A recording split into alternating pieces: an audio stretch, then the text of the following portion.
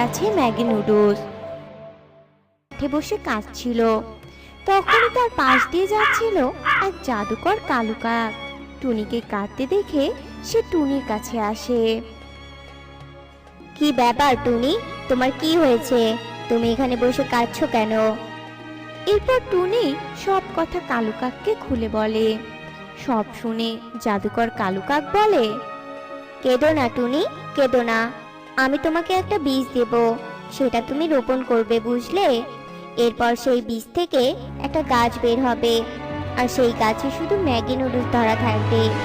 আশা করি সেটা দিয়েই তোমার সব সমস্যার সমাধান হয়ে যাবে। তোমার মেয়েও খুশি থাকবে, আর তোমাদেরও সংসারের উন্নতি হবে।